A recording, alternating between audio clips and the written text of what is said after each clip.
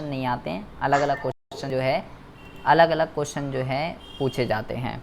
जैसे कि सबसे पहले क्वेश्चन में ये क्या कह रहा है, सबसे पहले क्वेश्चन के अंदर ये कह रहा है कि भाई टिकाऊ उत्पादक और गैर टिकाऊ उत्पादक वस्तुओं के बीच अंतर स्पष्ट कीजिए। टिकाऊ उत्पादक और गैर टिकाऊ उत्पादक वस्तुओं के बीच अंतर स्पष्ट कीजिए। इसका मतलब क्या हुआ?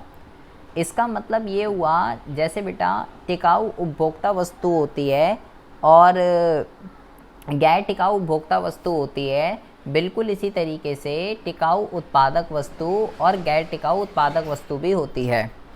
उत्पादक जो है वो दो तरीके की वस्तुओं को यूज़ करता है, ठीक है।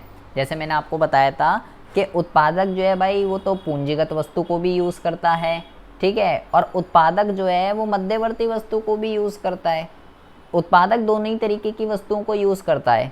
तो अगर हम बात करते हैं टिकाऊ उत्पादक वस्तु की, तो ये कौन सी वस्तु होगी? जैसे कि प्लांट एंड मशीन वगैरह। एक बारी अगर उत्पादक खरीद लेता है तो 10-15 साल तक उसी वस्तु से क्या करता रहता है? उत्पादन करता रहता है। उत्पादन की प्रक्रिया में लंबे समय तक चलती है, तो उसको कहते हैं, जो उत्पादन की प्रक्रिया लंबे समय तक चलेंगी वो जो है टिकाऊ उत्पादक वस्तु कहलाएंगी, ठीक है। ये उत्पादकों की स्थिर परिसंपत्तियां होती हैं, ये भी लिख सकते हो आप, और इसका यूज़ करने से मूल्य ह्रास होता है, ये भी लिख सकते हो आप। मतलब बेसिकली पूंजीगत वस्तु जो होती है वो टिकाऊ उत्पादक वस्तु होती है, ये कह सकते हो। लेकिन वहीं पे अगर हम बात करते हैं गैर टिकाऊ उत्पादक वस्तुओं के रिगार्डिंग, गैर टिकाऊ उत्पादक वस्तु कौन सी होती है? गैर टिकाऊ उत्पादक वस्तु जैसे मान लो कोई बढ़ई है, ठीक है। अब बढ़ई है, मान लो वो बेटा मशीन का भी यूज़ कर रहा है, वो लकड़ियों का भी यूज़ करता है, तो लकड़ी उसके लिए गैर टिकाऊ उत्पादक वस्तु है, क्योंकि एक बार अगर वो उसका उपयोग कर लेगा तो उपयोग करने के बाद वो ख़त्म हो जाएगी। तो ये आपको लिखना था कि ये उत्पादन की प्रक्रिया में लंबे समय तक नहीं चलती हैं, ये उपयोग करने के बाद इनका विलय हो जाता है, ये ख़त्म हो जाती हैं, लेकिन इनका उपयोग करने के बाद इनका विलय नहीं होता, इनका पुनः उपयोग किया जा सकता है। ये सारी की सारी चीज़ें लिखनी थी। 2 नंबर का था तो 3 पॉइंट आप लिख सकते थे, काम इसमें आपका बन जाता। वहीं दूसरी तरफ अगर हम बात करें और वाले में क्या पूछा गया है, और वाले में कहता है कि मौद्रिक सकल घरेलू उत्पाद, मौद्रिक जीडीपी और वास्तविक जीडीपी में अंतर बताना है कि भाई मौद्रिक जीडीपी क्या होती है और वास्तविक जीडीपी क्या होती है। तो जीडीपी का निर्धारण हम 2 तरीके से कर सकते हैं। आपको लिखना था कि भाई जीडीपी का निर्धारण जब जो है वर्तमान कीमतों पर किया जाता है, करंट प्राइस पे जब हम जीडीपी को कैलकुलेट करते हैं वो मौद्रिक जीडीपी होती है, और जब हम स्थिर कीमतों पर जीडीपी को कैलकुलेट करते हैं तो वो क्या होता है? वो वास्तविक जीडीपी होती है। ये आर्थिक कल्याण का अच्छा सूचक नहीं होती, या आर्थिक कल्याण का अच्छा सूचक होती है। ये प्राइस बढ़ने की वजह से बढ़ती है, क्वांटिटी इसमें फिक्स रहती है, ये जो है क्वांटिटी की वजह से बढ़ती है, प्राइस यहाँ पे बेसिकली फिक्स रहता है। इसकी जो इक्वेशन होती है वो होती है आपका P इंटू में Q स्टार, क्योंकि यहाँ पे क्वांटिटी फिक्स रहती है, जबकि यहाँ पे आप लिखेंगे P स्टार मल्टीप्लाई Q। इतने सारे बता दिए, कोई से भी 2-3 आप जो है लिख सकते थे। वहीं पे अगर हम बात करें क्वेश्चन नंबर 2 की, तो क्वेश्चन नंबर 2 में कहता है कि निम्न आंकड़ों के आधार पर एक अर्थव्यवस्था में आय का संतुलन स्तर ज्ञात कीजिए। बचत फलन दे रखा है बेटा आपको, और इन्वेस्टमेंट आपको दे रखी है, ठीक है। 1 मिनट रुकिए ज़रा। आप देखेंगे कि पूरा का पूरा जो क्वेश्चन है पेपर का सब उल्टा है। वहाँ पे उपभोग फलन दे रखा था, यहाँ बचत फलन दे दिया। अब इस क्वेश्चन को किस तरीके से करेंगे, मैंने आपको बेटा वहाँ पे भी बताया था कि जब भाई उपभोग फलन दे रखा हो तो क्या कंडीशन लगाते हैं, जब बचत फलन दे रखा हो तो क्या कंडीशन लगाते हैं।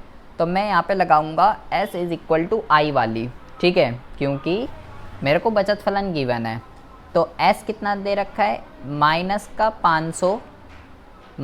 500 प्लस 0.2y, पूरे ये रख देंगे, ये बचत फलन की वैल्यू है, ये S की वैल्यू है बेटा, और इज़ इक्वल टू आई की भी वैल्यू आपको दे रखी है 1500। 500 को उधर ले जाएंगे, 0.2y is equal to 2000 and y is equal to 2000 upon में 0.2 दशमलव हटाएंगे, ऊपर 0 आ जाएगा, तो 2 एकम 2, 10,000 जो है आपका आंसर आ जाएगा। तो इतना सा करने के आपके जो है केवल 2 नंबर मिल जाते, 10,000 आपका आंसर आ जाता।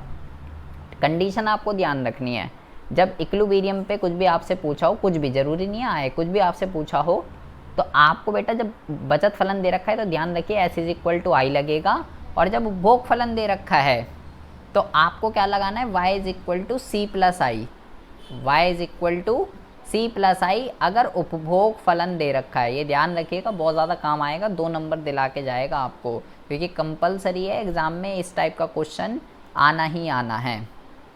फिर कह रहा है कि स्पष्ट कीजिए, ये बेटा बहुत अच्छा क्वेश्चन था, बहुत अच्छा क्वेश्चन है ये। कह रहा है स्पष्ट कीजिए कि जैसे जैसे उपभोग में परिवर्तन तथा आय में परिवर्तन का अनुपात बढ़ता है, आय में परिवर्तन तथा निवेश का अनुपात भी बढ़ता है। इसका मतलब क्या हुआ, ये कह रहा है show that as the ratio between change in consumption and change in income increase, मतलब कि बेसिकली यहाँ पे जो बात कर रहा है MPC की बात कर रहा है। किसकी बात कर रहा है, MPC की बात कर रहा है ये, ठीक है। MPC का फॉर्मूला क्या होता है, डेल्टा C अपॉन में डेल्टा Y, ये MPC होता है, ठीक है। और फिर दूसरा क्या लिखा हुआ है, दूसरा लिखा हुआ है ratio between change in income and change in investment. ये किसका फॉर्मूला होता है बेटा, ये फॉर्मूला होता है K का। ये फॉर्मूला किसका होता है, ये फॉर्मूला होता है K का, change in income delta Y upon में change in investment delta I. देख लीजिएगा, शायद मैंने पीछे वाले जो पहले हमने उस दिन करा था प्री बोर्ड में, उसमें मैंने शायद उल्टा लिख दिया था, तो देख लीजिएगा, या सही लिखा है देख लीजिएगा, मुझे याद नहीं है इसका फॉर्मूला। तो ये क्या कह रहा है, बहुत ही ज़्यादा ध्यान से सुनेंगे बेटा। ये कह रहा है कि जैसे show that as the ratio between, ये कह रहा है जैसे जैसे MPC बढ़ता है तो ये भी बढ़ेगा। तो K का हमारे को एक फॉर्मूला पता है 1/1 माइनस MPC, ये एक जो है ये जो है एक फॉर्मूला होता है ना। तो मान लीजिए बेटा, पहले हम अपनी तरफ से कुछ भी एज्यूम कर लेते हैं। मान लो MPC जो है, ये आपको करके दिखाना था, उसने बोला है शो करना है, स्पष्ट कीजिए। आपने ये पहले दोनों फॉर्मूले लिख दिए। मान लीजिए मैं अपनी तरफ से माना MPC 0.2 ले लो, तो K की वैल्यू क्या आती है यहाँ पे, K की वैल्यू यहाँ पे आती 1 माइनस 0.2, तो 1 में से 0.2 गए तो ये कितना आ जाएगा बेटा, ये आ जाएगा 1/0.8। तो 1 को जब आप डिवाइड करेंगे 0.8 से तो कितना आता है आंसर, वो मैं आपको बता देता हूँ। इसको हम यहाँ पे कर लेते हैं अपने कैलकुलेटर से। 1 को, चल जा भाई क्या दिक्कत हो गई, 1 को आपको डिवाइड करना है, 1 को डिवाइड करना है 0.8 से, सॉरी। तो ये आएगा आपका बेटा 1.25, ये आएगा। अब इसी तरीके से अब MPC ले लीजिए, अब MPC ले लीजिए 0.5, MPC को बढ़ा दो तो K की वैल्यू देखिए क्या आएगी, 1/1 माइनस 0.5, तो ये आ जाएगी 1/0.5, दशमलव बटाओगे 0 तो 10/5, तो K की वैल्यू क्या आएगी 2। तो K की वैल्यू भी क्या हो गई, K की वैल्यू भी जो है आपके यहाँ पे बढ़ गई। तो यहाँ पे आपको यही शो करना है। ये उनने क्या करा, ये उनने ये यहाँ पे इनने घुमा दिया कि वो चाहता तो ये क्वेश्चन ऐसे भी लिख सकता था कि when MPC increase K increase, show स्पष्ट कीजिए। लेकिन उनने क्या करा, उनने ऐसे सीधा क्वेश्चन नहीं पूछा कि भाई ये जब MPC बढ़ता है तो K भी बढ़ता है, उसने ये नहीं पूछा आपसे, उसने आपको घुमा दिया। अब जिसको बेटा MPC का फॉर्मूला पता होगा, उसने बोला जैसे जैसे उपभोग में परिवर्तन आता है और आय में परिवर्तन होता है, तो उपभोग और आय का परिवर्तन कौन होता है, MPC, और आय में परिवर्तन और निवेश का परिवर्तन कौन होता है, ये होता है K। तो उनने घुमा दिया आपको, उनने सीधा ना दे के उनने फॉर्मूले लिख दिए उसको हिंदी में। तो जिसको सारे फॉर्मूले वगैरह सब अच्छे से पता होंगे वो कर लेता, जिसको नहीं पता होंगे वो तो ऊपर वाला ही अटेंड करके आया होगा अगर उसको न्यूमेरिकल आता है। लेकिन बेटा ये इसके अंदर 2 क्वेश्चन थे मैंने देखे थे इसके अंदर, वो बहुत अच्छे क्वेश्चन है। एक तो ये वाला जो है बहुत अच्छा क्वेश्चन है, इसी टाइप का क्वेश्चन एग्ज़ाम में दोबारा आने के चांस जो हैं वो है। अब देखिए ये भी क्वेश्चन, ये इवनिंग वाली शिफ्ट के अंदर बेटा बहुत अच्छे अच्छे क्वेश्चन पूछे गए हैं। यहाँ पे क्वेश्चन पूछा गया है कि समविच्छेद बिंदु से पूर्व औसत बचत प्रवृत्ति ऋणात्मक होती है, इस कथन को स्पष्ट कीजिए। ये भी बहुत अच्छा क्वेश्चन है बेटा। पहले तो आपको ये पता होना चाहिए कि भाई समविच्छेद बिंदु क्या होता है, तब तो हम आगे बात करेंगे। तो समविच्छेद बिंदु की अगर हम बात करते हैं, क्वेश्चन नंबर 3 की हम बात कर रहे हैं। समविच्छेद बिंदु की अगर हम बात करते हैं तो समविच्छेद बिंदु को कहते हैं बेटा ब्रेक इवन पॉइंट। क्या कहते हैं? ब्रेक इवन पॉइंट कहते हैं बेटा। ब्रेक इवन पॉइंट को आप दो तरीके से डिफाइन कर सकते हो कि भाई ब्रेक इवन पॉइंट वो होता है, ब्रेक इवन पॉइंट वो होता है जहाँ पे कंजम्पशन और इनकम दोनों आपस में बराबर होती है। ठीक है, उसको ब्रेक इवन पॉइंट कहते हैं, समविच्छेद बिंदु या समता बिंदु। या बेटा जहाँ पे बचत 0 होती है वो ब्रेक इवन पॉइंट होता है। दोनों तरीके से डिफाइन कर सकते हो। जब सारी इनकम उपभोग में जा रही है तो सिंपल सी बात है बचत 0 ही है, क्योंकि इनकम का या तो उपभोग होता है या बचत होती है। तो ये हो रहा है। तो अब अगर हम अपने ग्राफ की तरफ देखते हैं, ये हो गया आपका एक्स अक्ष, ये हो गया आपका वाई अक्ष और ये हो गया आपका 0। बचत फलन का वक्र किस तरीके से बनता है? तो बचत फलन का जो वक्र है ये आपका बेटा इस तरीके से बनता है। ठीक है, जहाँ पे इस पॉइंट की अगर हम बात करते हैं, इस पॉइंट पे सेविंग इज इक्वल टू 0 होती है और इसी पॉइंट को जो है ब्रेक इवन पॉइंट कहते हैं बेटा। ठीक है, ब्रेक इवन पॉइंट कहते हैं इसको। इससे उसने बोला कि ये शो कीजिए कि इससे पूर्व, समविच्छेद बिंदु से पूर्व औसत बचत प्रवृत्ति ऋणात्मक होती है। यहाँ पे ये इसको हम क्या कहते हैं? इसको हम कहते हैं ऋणात्मक, इसको हम कहते हैं ऋणात्मक बचत, ये इसको कहते हैं। ठीक है, यहाँ पे जो हमने सेविंग कर रखी है हम उसका यूज़ करते हैं। तो आपको यहाँ पे ये डायग्राम बनाना चाहते थे तो ये डायग्राम भी बना सकते थे। और ऐसा इसलिए होता है बेटा, ब्रेक इवन पॉइंट से पहले सेविंग जो है वो नेगेटिव की इसलिए होती है क्योंकि इस पॉइंट पे क्या होता है, consumption is greater than income होती है। हमारा जो उपभोग है वो हमारे आय के स्तर से ज़्यादा होता है। इस पॉइंट पे क्या होता है, इस पॉइंट पे हमारा उपभोग आय से ज़्यादा होता है। इस पॉइंट पे क्या होता है बेटा, इस ब्रेक इवन पॉइंट पे भी मैंने बताया कंजम्पशन और वाई बराबर होती है। और इस वाले एरिया पे क्या होता है, हमारा जो कंजम्पशन है वो कम होता है वाई से। ये होता है तीन तरीके की सिचुएशन में आपको बता रहा हूँ। या तो कंजम्पशन जो है वो ग्रेटर देन वाई हो सकती है, इक्वल टू वाई हो सकती है, लेस देन वाई हो सकती है। तो इस ब्रेक इवन से पीछे कंजम्पशन ज़्यादा होती है, ब्रेक इवन पे बराबर होती है और ब्रेक इवन के बाद कम हो जाती है, क्योंकि बंदा क्या करता है, इनकम का कुछ पोर्शन सेव करने लग जाता है। तो ये आपको डायग्राम बना के आना था कि भाई क्योंकि यहाँ पे जो है कंजम्पशन ग्रेटर देन इनकम होती है, इस वजह से ऐसा जो है होता है। तो ये कॉन्सेप्ट बेस्ड क्वेश्चन है, बहुत ही ज़बरदस्त। ये केवल वही कर सकता है जिसको सारी चीज़ें बहुत ही अच्छे से पता हैं। एक तो ये वाला क्वेश्चन, इसमें तीनों ही क्वेश्चन देख लीजिए। वहाँ पे भी इसने जो है उपभोक्ता वस्तु नहीं पूछा बेटा, इसने उत्पादक वस्तु पूछ लिया। उपभोक्ता पूछता कोई भी लिख सकता था, लेकिन उत्पादक पूछ लिया, वहाँ भी घुमा दिया उसने। ठीक है, ये वाला भी घुमा दिया इनने, ये वाला भी घुमा दिया। जबकि लड़कियों के पेपर में ऐसा कोई भी क्वेश्चन नहीं है, लड़कियों में सारे सीधे सीधे क्वेश्चन जो है पूछे गए हैं बेटा। अब देखिए, ये दोनों तो क्वेश्चन बेटा फिक्स हैं, मैं पहले भी आपको बता चुका था, ये दोनों तो आसान क्वेश्चन है। विश्व रोग भार जो है ये क्या होता है, GBD इसको जो है कहते हैं। विश्व रोग भार जो है शब्दों में लिख सकते थे, मतलब मैं समझा नहीं, शब्दों में कैसे लिखोगे समविच्छेद बिंदु को, शब्दों में क्या है, मतलब मैं समझा ही नहीं क्या कह रहे हो आप यही लिखते हैं ना कि भाई जहाँ पे बचत 0 होती है वो समविच्छेद बिंदु होता है, या यहाँ पे आय और उपभोग बराबर होते हैं वो समविच्छेद बिंदु होता है। शब्दों में लिखें, मैं समझ नहीं पाया आप क्या कहना चाह रहे हो, या तो समझाओ मुझे, बताओ क्या कह रहे थे विशाल और विपिन। आवाज़ नहीं आ रही मुझे। हेलो, हाँ जी बताओ क्या कह रहे हो, शब्दों में क्या लिखे हैं। कंजप्शन और इनकम जब बराबर होती है तब हाँ हाँ ये लिख सकते हैं ना, वही तो कह रहा हूँ, ऐसे भी लिख सकते हो या जहाँ बचत 0 होती है ऐसे भी लिख सकते हो। तो भाई ये है जीबीडी। जीबीडी जो है ये क्या होता है? जीबीडी जो है एक तरीके का इंडिकेटर होता है, एक तरीके का सूचक है, जो आपको क्या बताता है? जो आपको ये बताता है, जीबीडी एक तरीके का इंडिकेटर है जो आपको ये बताता है कि अगर किसी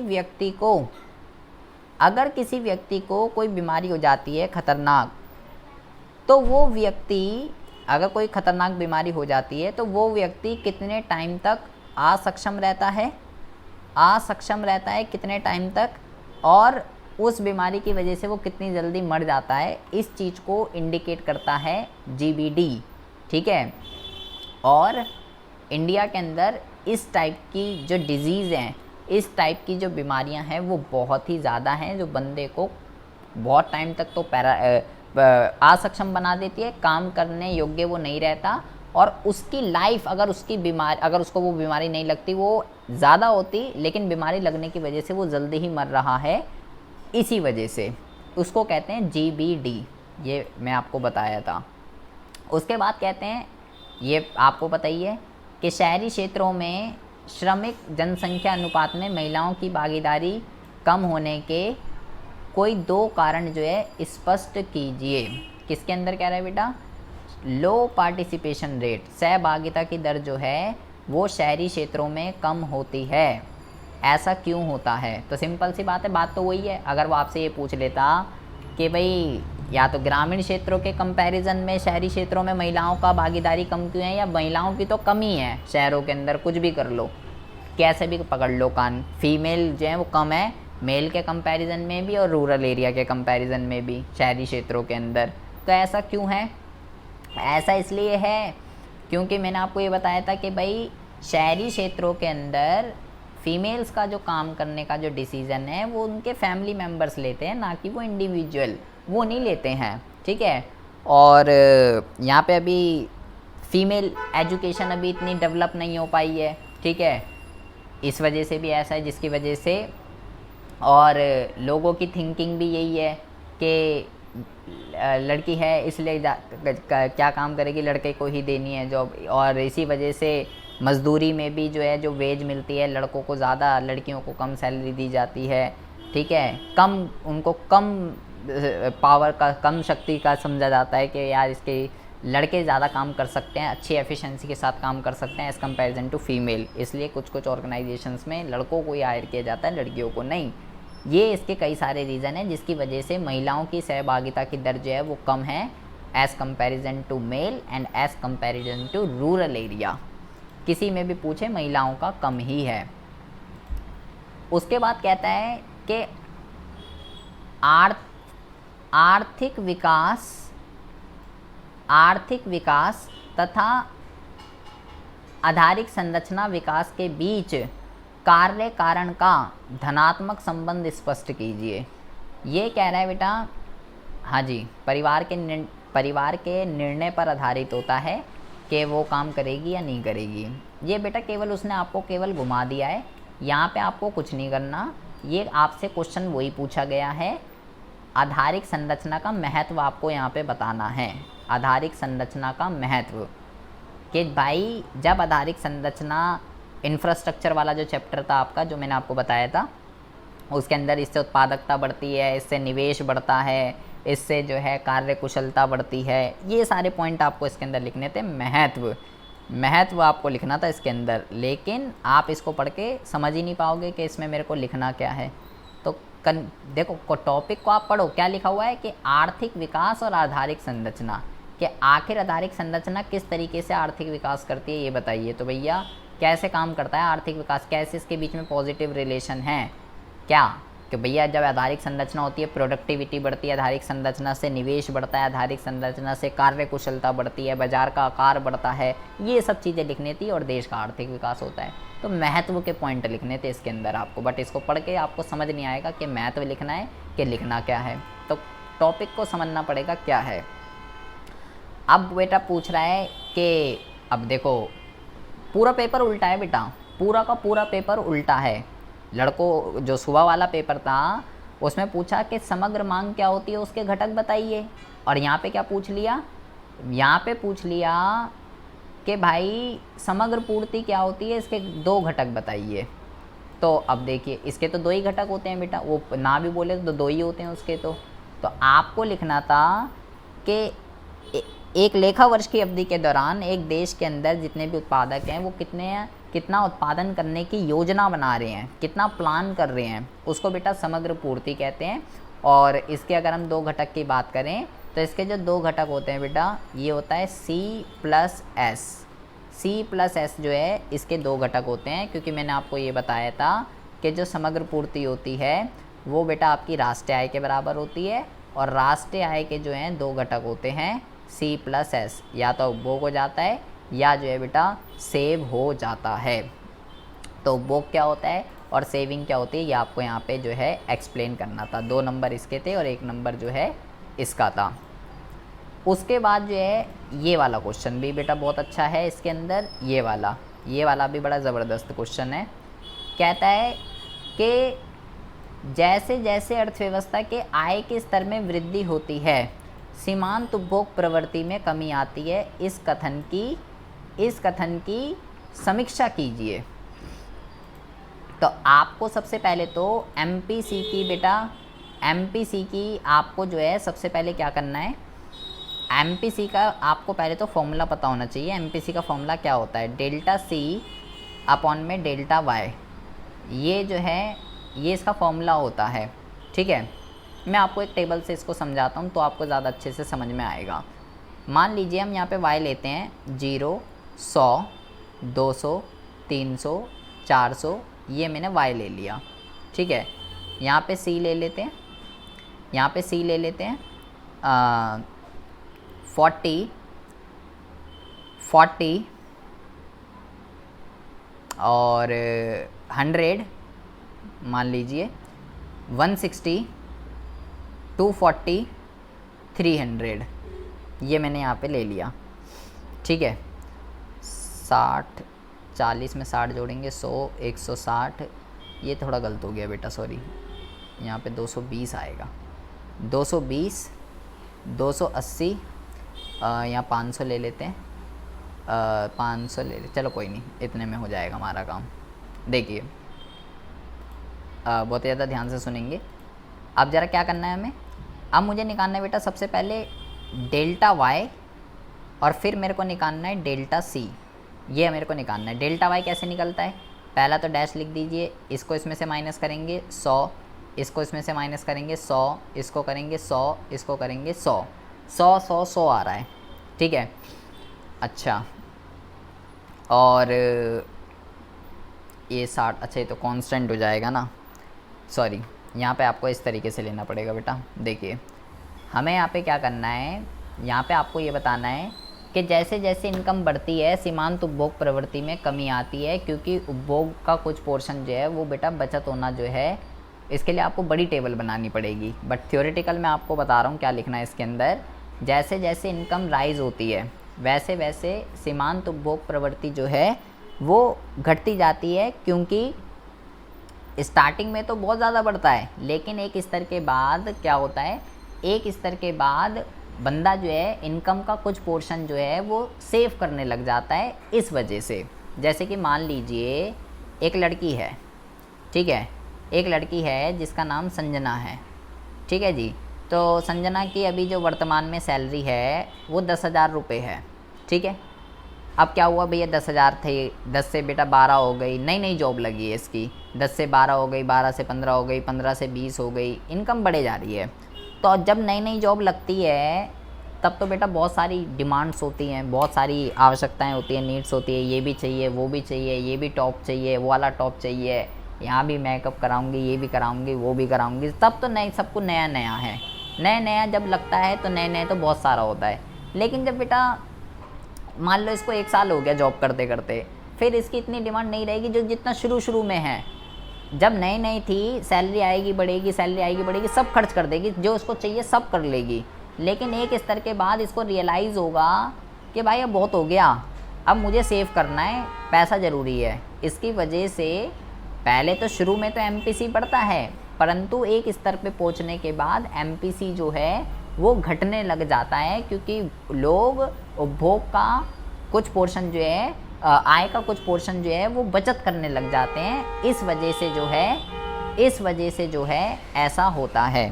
तो ये भी क्वेश्चन जो है बेटा बहुत अच्छा क्वेश्चन है। इसके अंदर मेरे को 3 क्वेश्चन जो है वो बहुत ही अच्छे लगे हैं। शाम वाला पेपर थोड़ा सा टफ था एज़ कंपैरिजन टू सुबह वाला। सुबह में तो सीधे सीधे पूछे गए हैं। इसके बाद है आधारिक संरचना क्या होती है, इसके 2 प्रकार बताइए। तो ये तो हलवा क्वेश्चन है, देख लो। आधारिक संरचना क्या होती है, उसके प्रकार, उसका महत्व, तीनों ही पूछ लिए।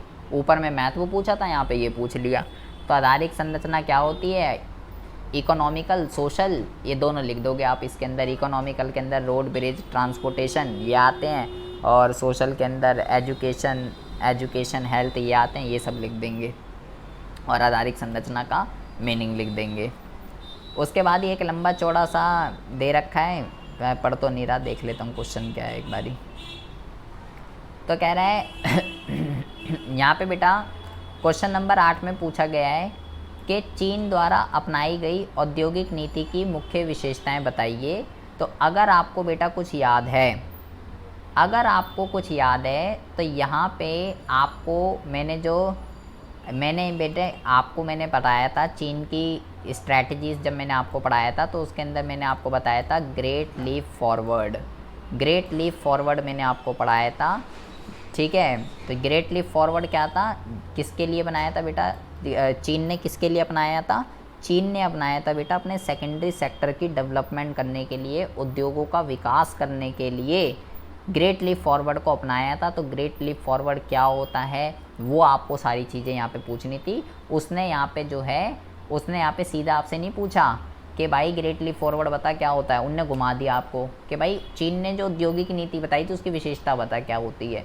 तो भैया GLF ही तो औद्योगिकरण के ऊपर बेस्ड था, वही आपको यहाँ पे एक्सप्लेन करना था कि GLF क्या होता है। और महान सरवारा सांस्कृतिक कार्यक्रम ये क्या होता है, ये तो लड़के सुबह वाले के भी पेपर के अंदर था और उसमें भी था। इसके प्रभाव से निकलकर कैसे चीन ने तीव्र आर्थिक विकास हासिल किया, तो ये थोड़ा अलग चीज़ है। यहाँ पे इसके इम्प्लीकेशंस बताने, ये शायद जो सुबह वाले के पेपर के अंदर आया था ना, जो हमने सुबह वाले में करा था, इसका इम्प्लीकेशंस पूछा है और इसमें भी इम्प्लीकेशंस ही पूछे हैं यहाँ पे।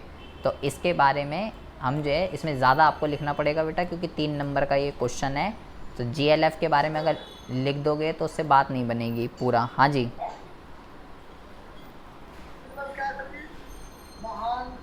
इसमें स्टूडेंट्स को, लोगों को जो है ग्रामीण क्षेत्रों के अंदर काम को सीखने के लिए जो है भेजा गया था, वो था ये। और इसमें GLF में था, लोगों को जो है मोटिवेट किया गया था कि अपने आसपास जो है ज़्यादा से ज़्यादा उद्योग खोलिए। अगर ऊपर आप पैराग्राफ पढ़ेंगे तो यहाँ पे तो जो है मेरे को महान सरवारा के बारे में या GLF के बारे में मुझे तो कुछ लग नहीं रहा कि यहाँ पे आपको दे रखा है। यहाँ पे जो है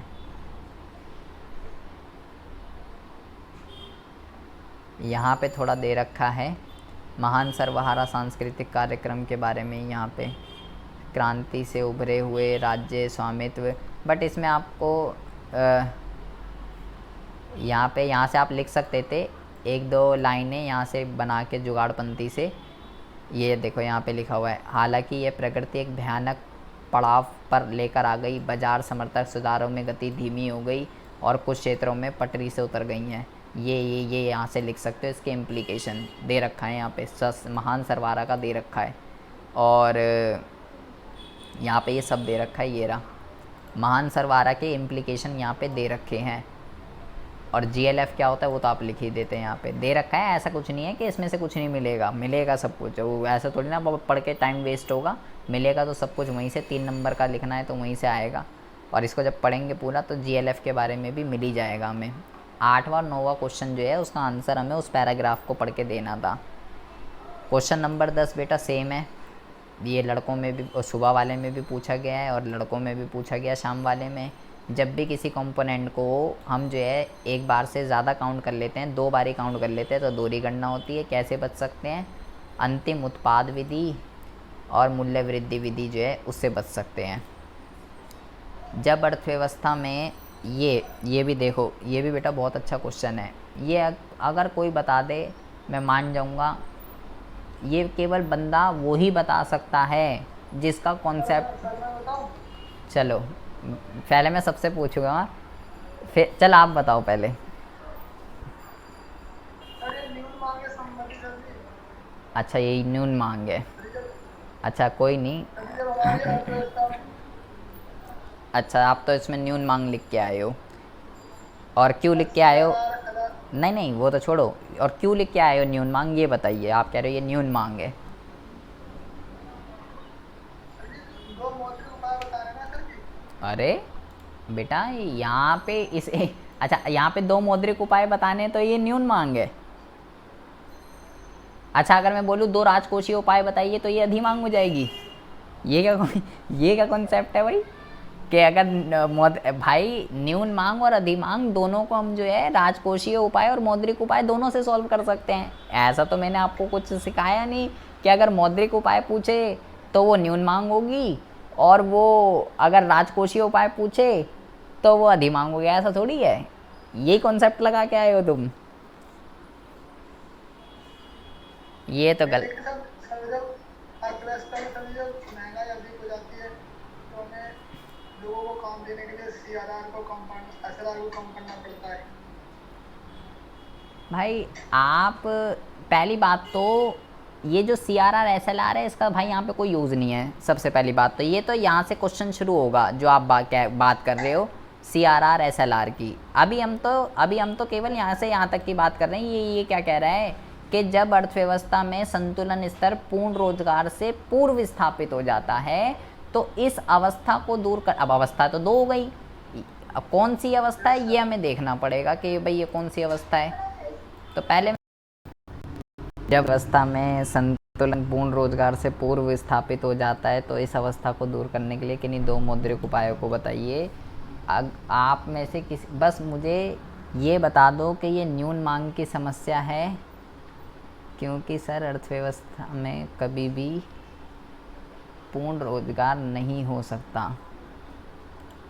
विपिन आप बताना तो चाह रहे हो लेकिन आप बता नहीं पा रहे हो, ऐसा वो बात नहीं है बेटा। सर मैं बताऊं एक बार? आप जो कॉन्सेप्ट जो बता रहे हो, आ, आप मुझे ये बताओ कि ये न्यून मांग की समस्या है या अधिमांग की समस्या है, ये बताओ। सर जी न्यून मांग की समस्या है। अच्छा तो क्यों है न्यून मांग की समस्या? कोई रीज़न होगा इसलिए तो आप बोल रहे हो कि ये न्यून मांग की समस्या है जो आपने देखिए सर जी जो कभी भी अर्थव्यवस्था में पूर्ण रोजगार हो नहीं सकता, क्योंकि बेटा बेरोजगारी 3 प्रकार की होती है सर जी। आपकी वो भी बात ठीक है कि अर्थव्यवस्था में कभी पूर्ण रोजगार नहीं हो सकता, 3 तरीके की होती है, सब बातें आपकी ठीक हैं, लेकिन ये इसका आंसर नहीं है। आप ये इसका आंसर नहीं है ना। आसिफ आप बताओ। और जो दूसरा कॉन्सेप्ट था आपका कि भाई मौद्रिक उपाय पूछा है इसलिए जो है न्यून मांग है, राजकोषीय बोलता तो भाई वो हो जाता, तो भाई वो ऐसा तो गलत है, ऐसा कोई कॉन्सेप्ट नहीं होता। आसिफ तुम क्या करके आए हो इसके? सर हमें इसलिए यही लगा था कि अर्थव्यवस्था में पहली बात तो पूर्ण रूप में हमें संभव नहीं थी कि अर्थव्यवस्था के अंदर कुछ न कुछ बेरोजगारी कैसे लगा ये परसेंट बेरोजगारी है। ओहो यार, किरण आपको कुछ पता है? तो आप क्या आपको कुछ पता है इसके आंसर बेटा? मुझे बोल रहे हो? अच्छा किरण तुम्हारा नाम है या किसका नाम? मेरा नाम है किरण। सर मुझे नहीं आता। अच्छा नाक कटवा रखी है तुमने बस। संजना क्या आप मुझे बता सकते हो ये न्यू नहीं आ रहा है इसका आंसर। बेटा ये बहुत अच्छा पेपर है। शाम वाले मेरे पास बहुत सारे बच्चों के मैसेज आए थे कि सर ये तो शाम वाला पेपर जो है वो अच्छा नहीं था, वो थोड़ा अजीब क्वेश्चन थे उसके अंदर। अब मैंने इसको देखा है तो अब मुझे पता चला 5 क्वेश्चन इसके अंदर निकले हैं, 5, जो कि बहुत ही ऐसे क्वेश्चन है, कॉन्सेप्ट बेस्ड क्वेश्चन है, जिसका कॉन्सेप्ट पूरा क्लियर है वही बता सकता है। शिवम आपका तो बेटा होगा दोपहर का, आपका ही तो होगा ये भी पेपर, बताओ। मेरे वाले मैंने करा है। आपका दोपहर का ही तो है ना पेपर, यही वाला तो होगा। हाँ सही। तो पूरा छोड़ दिया, 5 नंबर गए, तो 35 से ही लगाऊं फिर तो मैं। टच भी नहीं करा। टाइम भी नहीं मिला ना एंड में कैसे वाले क्वेश्चन। अरे यार आप फिर वही बात, पैसिव वाले में क्यों टाइम वेस्ट कर रहे हो? और किसका होगा? संजना को आता नहीं, किरण भी मना कर रही है, शिवम ने छोड़ दिया, आसिफ ने भी छोड़ दिया। हे भगवान बेटा बहुत गलत बात है आपकी, बहुत ज़्यादा। इसका मतलब है एक भी बच्चे का कॉन्सेप्ट क्लियर नहीं है। ये जो समझ, ये ठीक कह रहा है बंदा कि भाई आज न्यून मांग है, ये ठीक कह रहा है, लेकिन न्यून मांग क्यों है ये उसका आंसर नहीं बता पा रहा, लेकिन इसको ये पता ही है न्यून मांग है। अब पहली बात तो जो ये बता रहा है कि भाई अर्थव्यवस्था के अंदर कभी पूर्ण रोजगार नहीं हो सकता, ये सब बेटा गलत है चीज़ें। हमने 2 चीज़ें पढ़ी थी, ज़रा देखिए ज़रा को दोबारा से। हमने जो है ये पढ़ा था 2 ग्राफ में आपको बता रहा हूँ कि न्यून मांग क्या होती है और अधि मांग क्या होती है। उसके हमने जो है ग्राफ जो पढ़े थे। चल जा भाई, क्या हो गया, 1 मिनट रुको ज़रा। हाँ, तो 2 ग्राफ हमने पढ़े थे। पहला मैंने आपको जो बताया था वो मैंने आपको बताया था न्यून मांग का। न्यून मांग का मैंने आपको कैसे बताया था कि भाई ये हो गई आपकी एग्रीगेट सप्लाई, ठीक है, कौन सी? प्लान वाली। और ये हो गई मान लीजिए आपकी, ये हो गई मान लीजिए आपकी एग्रीगेट डिमांड, ठीक है। ये कौन सी हो गई? ये भी हो गई प्लान वाली, ठीक है, यही मैंने आपको बताया था। और ये एग्रीगेट डिमांड और एग्रीगेट सप्लाई कहाँ पे इंटरसेक्ट कर रहे हैं? ये ई बिंदु पे इंटरसेक्ट कर रहा है, ये इक्विलिब्रियम हो गया। बेटा हम लोग डिमांड कब करते हैं? हम लोग डिमांड कब करते हैं? जब हमारे पास पैसा होता है। और पैसा हमारे पास कब होता है? जब हमारे पास काम होता है। तो ये जो डिमांड होती है, ये जो प्लान वाली ये जो डिमांड होती है, ये कौन सी होती है? ये वो डिमांड है, मैंने यहाँ पे अज्यूम किया है अपनी तरफ से, मैंने यहाँ पे माना है कि अगर अर्थव्यवस्था के अंदर वो सभी लोग जो काम करना चाहते हैं, अगर मैं उनको काम दे दूँ तो उनको फिर पैसे मिलेंगे, और उनके पास पैसे मिलेंगे तो वो डिमांड करेंगे। तो मैंने ये माना कि ये जो OQ डिमांड है ना, OQ, ये पूर्ण रोजगार पे डिमांड है। ये जो है ये पूर्ण रोजगार पे है, क्योंकि मैंने यहाँ पे अपनी तरफ से ये अज्यूम किया कि अगर वो सभी लोग जो प्रचलित मजदूरी दर पे काम करना चाहते हैं, अगर मैं उनको काम दे दूं तो वो इतनी डिमांड करेंगे। लेकिन डिमांड हो गई ज़्यादा। डिमांड क्या हो गई? डिमांड हो गई ज़्यादा। अधि मांग बता रहा हूँ अभी मैं आपको। एक्चुअल वाली क्या हो गई? एक्चुअल वाली ज़्यादा हो गई। अब कहाँ पे हो रहा है? ये हो रहा है यहाँ पे, डिमांड यहाँ पे हो रही है। मैंने सोचा था कि वो सभी लोग जो काम करना चाहते हैं, अगर मैं उन्हें काम दे दूँ तो वो इतनी डिमांड करेंगे, लेकिन वो डिमांड कर रहे हैं इतनी, तो इतनी डिमांड ज़्यादा हो रही है। अधि मांग की सिचुएशन जो है वो क्रिएट हो रही है। तो मैं इतना उत्पादन नहीं बढ़ा सकता, क्योंकि बेटा मैं तो ऑलरेडी पूर्ण रोजगार पर हूँ। मैंने यह माना है अपनी तरफ से, आपकी बात ठीक है, लेकिन ये मैंने अपनी तरफ से माना कि अगर मैं काम दे दूँ तो वो इतनी डिमांड करेंगे। अभी इतनी डिमांड ज़्यादा हो रही है, तो मैं इस डिमांड को पूरा करने के लिए सप्लाई को नहीं बढ़ा सकता, क्योंकि संसाधन ही नहीं है। जबकि जो मैंने आपको दूसरा बताया था वो था कि मान लीजिए ये एग्रीगेट सप्लाई है, ठीक है, और ये मान लीजिए एग्रीगेट डिमांड है। कौन सी है? प्लान वाली है। ये भी कौन सी है? प्लान वाली है, ठीक है। और ये जो है यहाँ पे इक्विलिब्रियम पे, यहाँ पे अर्थव्यवस्था संतुलन में है। तो मैंने ये यहाँ पे माना है अपनी तरफ से कि भाई अगर वो सभी लोग जो प्रचलित मजदूरी दर पे काम करना चाहते हैं, अगर मैं उन्हें काम दे दूं तो वो इतनी डिमांड करेंगे। ये पूर्ण रोजगार पे डिमांड है, पूर्ण रोजगार पे, ठीक है। लेकिन डिमांड क्या हो गई? डिमांड कम रह गई। डिमांड क्या हो गई? डिमांड कम रह गई एक्चुअल में। और कहाँ पे प्रतिशत कर रही है सप्लाई को? यहाँ पे। तो डिमांड इतनी हो रही है, इतनी डिमांड कम करनी पड़ेगी, इतनी डिमांड कम करनी पड़ेगी। और कम करने के लिए क्या करना पड़ेगा? लोगों को काम धंधों से हटाना पड़ेगा। तो जो न्यून मांग की सिचुएशन होती है, ये जो यहाँ पे इक्विलिब्रियम क्रिएट हो गया, जो न्यून मांग की सिचुएशन होती है, 2 तरीके के संतुलन होते हैं बेटा, पूर्ण रोजगार संतुलन और एक होता है अल्प रोजगार संतुलन। तो न्यून मांग में जो इक्विलिब्रियम क्रिएट होता है उसको कहते हैं अल्प रोजगार संतुलन, अल्प रोजगार संतुलन। और ये पूर्ण रोजगार की स्थिति नहीं है, क्योंकि यहाँ तो लोगों को काम धंधों से हटा दिया, अर्थव्यवस्था में इक्विलिब्रियम क्रिएट हो गया। जबकि अर्थव्यवस्था के अंदर ऐसे बंदे हैं जो काम करना चाहते हैं प्रचलित मजदूरी दर पर, लेकिन इक्विलिब्रियम क्रिएट हो गया। ये वाली सिचुएशन है, ये इस वजह से है क्योंकि न्यून मांग के अंदर ही ऐसा होता है, अल्प रोजगार संतुलन क्रिएट होता है क्योंकि डिमांड इतनी नहीं होती है, इस वजह से। ये नहीं था यहाँ पे। तो ये बेटा सब कॉन्सेप्ट बेस्ड क्वेश्चन है, ये कोई बंदा कर सकता है जिसने अच्छी तरीके से इन चैप्टर्स को पढ़ा है। और ऐसा कुछ नहीं है जो ये बंदा कह रहा है कि भाई अगर मौद्रिक पूछा तो न्यून होता है और अगर राजकोषीय पूछा तो अधिक होता है, ऐसा कुछ नहीं है भाई। न्यून मांग और अधिमांग दोनों को मौद्रिक और राजकोषीय उपाय द्वारा ठीक कर सकते हैं। कोई भी 2 मौद्रिक उपाय लिख सकते थे आप इसके अंदर, CRR, SLR, रेपो रेट, कुछ भी लिख सकते थे। न्यून मांग की सिचुएशन है, मांग को बढ़ाना है, CRR कम करना पड़ेगा, SLR कम करना पड़ेगा, मार्जिन रिक्वायरमेंट कम करनी पड़ेगी, रेपो रेट कम करनी पड़ेगी, ये लिखना था यहाँ पे आपको। इस न्यूमेरिकल की अगर हम बात करें तो इजी है, ये कर्मचारियों का पारिश्रमिक निकालना है। मैं ऐसे 1000 क्वेश्चन आपको करा चुका हूँ। राष्ट्र आय आपको यहाँ गिवन है।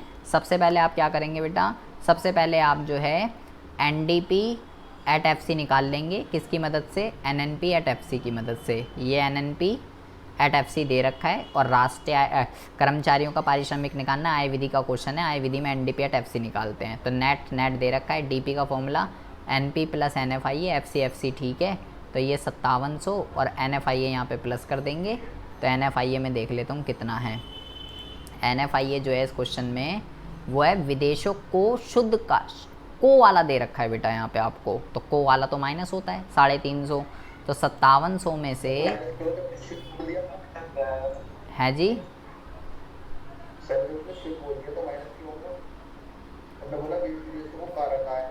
अरे को दे रखा है ना। अरे बेटा क्यों होगा माइनस माइनस प्लस, ये यहाँ पे को दे रखा है, ठीक है। और यहाँ पे पॉजिटिव का 350 लिखा हुआ है, ठीक है। यहाँ पे को दे रखा है, को वाला माइनस होता है और ये 350 दे रखा है, ठीक है। तो मेरा कॉन्सेप्ट क्या भाई, देखो मुझे NDP एट FC चाहिए और मेरे पास NDP एट FC चाहिए, मेरे पास NNP एट FC है। तो नेट ठीक है, DP का फॉर्मूला NP प्लस NFIA और FC ठीक है, ठीक है जी। अब ये कितना दे रखा था 5700। अब बहुत बड़ी ज़्यादा ध्यान से सुनिए, ये भी लड़की गलत करके आ गई थी उस दिन। मुझे NFIA प्लस करना है, ठीक है, मुझे तो प्लस करना है, लेकिन मुझे को वाला दे रखा है। तो मैं यहाँ 350 माइनस करूँगा। अगर ये माइनस का होता, अगर ये माइनस का होता और को वाला दे रखा है, तो भाई को वाला तो माइनस होता है और माइनस की ही डिजिट दे रखी है, तो माइनस माइनस फिर प्लस हो जाता, तो यहाँ पे 350 आता। अभी फ़िलहाल यहाँ पे जो है 56, 55, 54, यहाँ पे आएगा 53, 50। NDP एट FC आएगा 53, 50 और फिर NDP एट FC का फॉर्मूला लगा देंगे।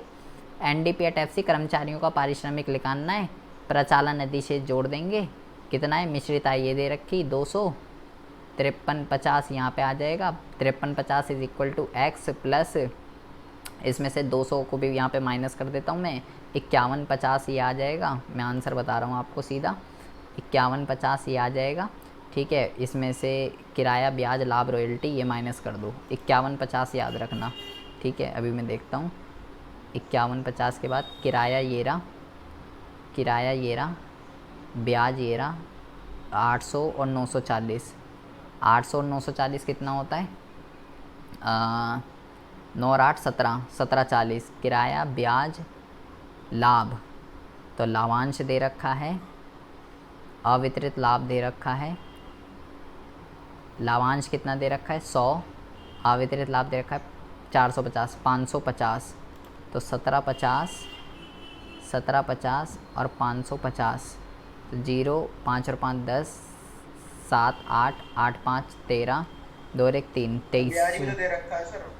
हाँ तो जोड़ तो दिया। किराया ये रहा, ठीक है, 800 ये दे रखा है किराया और 940 ये दे रखा है। अच्छा 1740 है ना, 1740 सॉरी, 1740 और 1740 और अवितरित लाभ 450, 550। एक मिनट रुको ज़रा, 1740 और 550, तो 0, 5 4 9, 7 5 12, 1 1290। तो ये आया था आपका 51, 50 और 1290 इसमें से माइनस कर देंगे। एक में से 0 गया, 1, 15 में से 9 गए, 6 आ जाएंगे, 15 में से 9 गए, 6 आ जाएंगे, यहाँ 0 आएगा, 10 में से 2 गया 8, 4 में से 1 गया 3, देख लेना मैंने शायद, अरे यार 5150 आएगा ना यहाँ पे, 0 यहाँ पे आएगा, 15 में से 9 गए 6 और इसने हासिल देगा, 11 में से 2 गए, 1 मिनट रुको, 5150 में से 1290 माइनस करने हैं, कितनी कैलकुलेशन दिक्कत है यार, 5150 में से 1290, 1 मिनट रुको ज़रा, 5150 में से 1290, 3860 आएगा भाई इसका आंसर, 3860 ये आएगा करेक्ट आंसर इसका। तो ऐसे क्वेश्चन तो मैं आपको बहुत करा चुका हूँ, लेकिन ये अच्छा क्वेश्चन है फिर है।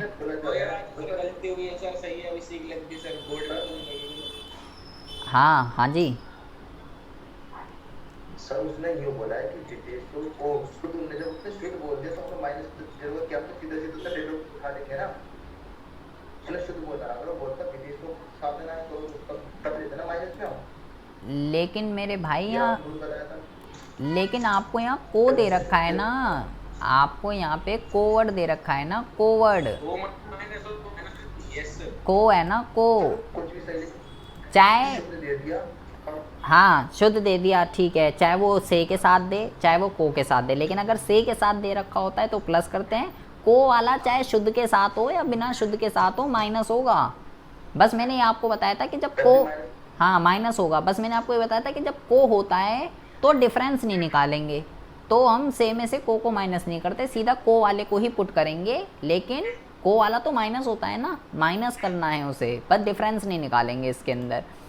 फिर है ये इसके साथ जो है आंकलन करते समय क्या व्यवहार करेंगे, तो ये तो बेटा ऐड हो जाएगी, ये तो अंतिम है सीधा सीधा, ठीक है ये तो अंतिम है, ये ऐड होगी, और स्कूली बच्चों को दी गई वर्दी की राशि ये बेटा ऐड नहीं होगी, ठीक है ये एक ऐड होगी, एक ऐड नहीं होगी।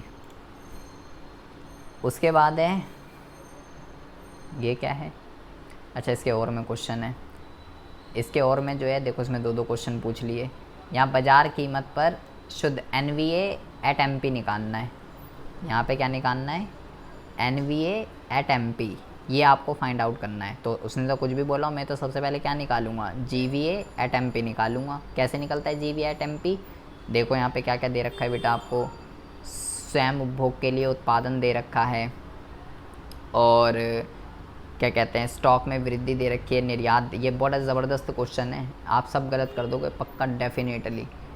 घरेलू बिक्री दे रखी है, सकल घरेलू पूंजी निर्माण दे रखा है, मध्यवर्ती उपभोग दे रखा है, और शुद्ध घरेलू स्थिर पूंजी निर्माण, ये आप ये तय है, ये आप क्वेश्चन गलत करोगे पक्का। यहाँ पे डेप्रिसिएशन का चक्कर है, ठीक है, यहाँ पे उत्पाद के मूल्य का चक्कर है। तो उत्पाद का मूल्य कैसे निकलता है, देखिए उत्पाद का मूल्य निकलता है बिक्री प्लस स्टॉक में परिवर्तन माइनस मध्यवर्ती उपभोग। तो बिक्री, सबसे पहले हम बिक्री की बात करते हैं, बिक्री के अंदर क्या क्या लेंगे हम, यहाँ पे बिक्री के अंदर लेंगे बेटा सबसे पहले घरेलू बिक्री 6000, ठीक है घरेलू बिक्री सीधा दे रखी है, स्वयं उपभोग के लिए उत्पादन ये भी ले लेंगे 600, और स्टॉक में परिवर्तन ये भी ले लेंगे 500, ठीक है ये आ जाएगा। और जो है निर्यात भी लेंगे बेटा, यहाँ पे घरेलू बिक्री और विदेशों को बिक्री दोनों मिलकर बनेगा, ये भी लेंगे यहाँ पे 300, विदेशों को बिक्री और घरेलू बिक्री, ठीक है ये भी आएगा यहाँ पे 1 2 3 4 ये सब आएंगे यहाँ पे, ये सब मिलके उत्पाद का मूल्य बनेगा, ठीक है, और माइनस मध्यवर्ती ये कितना है 4000, तो ये आएगा 600 और 600 1200, 6000 है बेटा, ये 6000 है, ये तो 500 600 700 800 800 और 600 1400, 1400 और 6000 7400, 7400 माइनस 4000, तो 7400 में से 4000 जाएंगे, 7400 में से 4000 जाएंगे तो 3400 आएगा। सबसे पहली बात तो GVA एट MP, ठीक है, उसके बाद क्या करेंगे GVA एट MP 2400 आ गया। अब मुझे निकालना है, अब देखिए अब मुझे निकालना है NVA एट MP, और हमारे पास जो है GVA एट MP है, तो तो नेट का फॉर्मूला होता है ग्रॉस माइनस डेप, और वी ए ठीक है, एम पी ठीक है, लेकिन यहाँ डेप्रीसिएशन ही नहीं दे रखा होगा आपको, है ना। अब डेप्रीसिएशन नहीं दे रखा तो डेप्रीसिएशन कैसे निकालेंगे, उसके लिए ने आपको यहाँ पे उसके लिए इसने यहाँ पे बेटा आपको 3 चीज़ें दे दी, स्टॉक में वृद्धि, सकल घरेलू पूंजी निर्माण और शुद्ध घरेलू पूंजी निर्माण। तो डेप्रीसिएशन के मैंने आपको बेटा फॉर्मूले लिखवाए थे, डेप्रीसिएशन के मैंने आपको जो है फॉर्मूले लिखवाए थे कि भाई ये डेप्रीसिएशन के फॉर्मूले होते हैं, एक सकल के साथ लिखवाया था, एक शुद्ध के साथ लिखवाया था। तो वो वाला यहाँ पे जो है, वो वाला यहाँ पे जो है फॉर्मूला लगता माइनस, अब वो फॉर्मूला क्या होता है वो याद नहीं आ रहा मेरे को। इन दोनों को शायद प्लस, एक मिनट रुको ज़रा, दोनों माइनस कर देते हैं तो 200 आ जाएगा। मैं अभी, मेरे को फॉर्मूला नहीं पता है, मैं अभी याद नहीं है मेरे को, 3200 आया मेरे अकॉर्डिंगली। क्या करते हैं वो शायद ये फॉर्मूला है, सकल में से शुद्ध और ये दोनों माइनस कर देते हैं, 500 और 300, तो 200 आएगा डेप्रीसिएशन और 3200 आंसर। मुझे इसका डेप्रीसिएशन का मुझे भी फॉर्मूला नहीं पता है, तो मैं देख लेना, शायद हो सकता है गलत हो जाए, तो मुझे अभी फॉर्मूला नहीं पता, लेकिन मैंने आपको फॉर्मूले लिखवा रखे हैं, सारे के सारे वही लगेगा यहाँ पे। तो ये बहुत ही अच्छा क्वेश्चन है, बहुत अच्छा, क्योंकि यहाँ पे उत्पाद का मूल्य, डेप्रीसिएशन, हर चीज़ का चक्कर है यहाँ पे। उसके बाद है मिश्रित आय की अवधारणा को स्पष्ट कीजिए। मिश्रित आय क्या होती है, तो ये तो आप बता ही दोगे मिश्रित आय क्या होती है। उसके बाद है 13वां, ये बेटा ये भी एक फिक्स क्वेश्चन है एग्ज़ाम के अंदर, नकारात्मक पर्यावरणीय प्रभावों की अवसर लागत बहुत तुच्छ होती है। सपोर्टिंग मटेरियल का क्वेश्चन है, सीधा सीधा बुक के अंदर भी है, सीधा सीधा क्वेश्चन। बुक अगर आपके पास नहीं है TR जैन की, सीधा क्वेश्चन पूछा जाता है ये। नकारात्मक पर्यावरणीय प्रभाव सबसे पहले तो आपको पता होने चाहिए ये होते क्या हैं, जैसे कि लैंड डिग्रेडेशन, डिफोरेस्टेशन, पेड़ों का अंधाधुंध कटाव, भूमि अवक्षय, ये जितने भी होते हैं, ये सब चीज़ें इसकी वजह से आने वाली फ्यूचर की जनरेशन को ये सब नुकसान होगा। 2-3 पॉइंट इसके अंदर लिखे हुए हैं बुक के अंदर और सपोर्ट मटेरियल में, सीधा क्वेश्चन आता है ये, तो ये देखना, ये बहुत अच्छा क्वेश्चन है।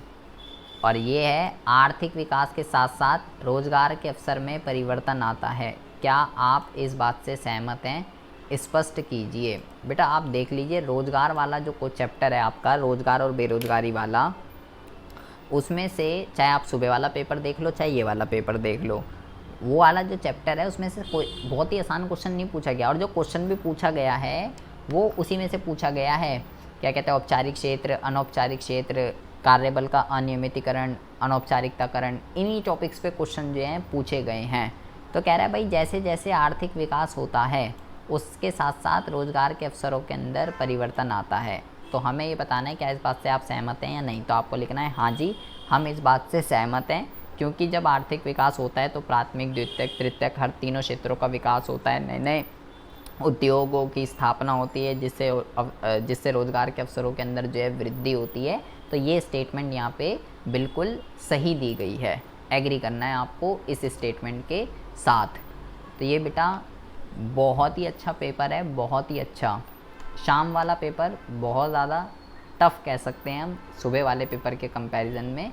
ये केवल वही कर सकता है जिसका कॉन्सेप्ट पूरा क्लियर है, चाहे वो कोई सा भी क्वेश्चन ले लो, 2 नंबर वाला ले लो, 3 नंबर वाला ले लो, इनफैक्ट न्यूमेरिकल ले लीजिए आप, नेशनल इनकम का, लड़कियों में तो इतना आसान पूछा गया है न्यूमेरिकल, हलवा क्वेश्चन तो सीधा सीधा निकल गया था। यहाँ पे चाहे ये ऊपर वाला क्वेश्चन देख लो, चाहे इसके ये और वाला देख लो, दोनों ही क्वेश्चन जो हैं वो बहुत ही ज़्यादा टफ़ हैं।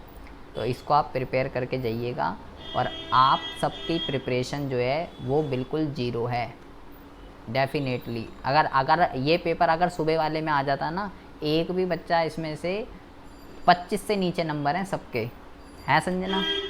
सही बता दूं कितने आ जाते इसके अंदर, कितने हार्ड तो था ये भी पेपर। ये बेटा आपके में तो बहुत आसान पूछे गए हैं सुबह वाले में, लेकिन ये वाला कॉन्सेप्ट बेस्ड क्वेश्चन है इसके अंदर। ये इस पेपर की ख़ास बात है कि इसमें कॉन्सेप्ट बेस्ड क्वेश्चन है, तो लेकिन आपके कॉन्सेप्ट क्लियर नहीं है तो भैया पढ़ाई लिखाई को स्टार्ट कर दीजिए। अभी भी बहुत टाइम है, बहुत ज़्यादा, 2 महीने हैं पूरे के पूरे। दोनों प्री बोर्ड कर लिए, CBSE का सैम्पल पेपर कर लिया, पूरी रिवीजन कर, पूरी बुक आपने ख़त्म कर दी, समष्टि कर ली, भारतीय अर्थव्यवस्था विकास कर ली, लेकिन ज़ीरो कोई वो नहीं है। सर हाँ जी बैग लेने के लिए बोला है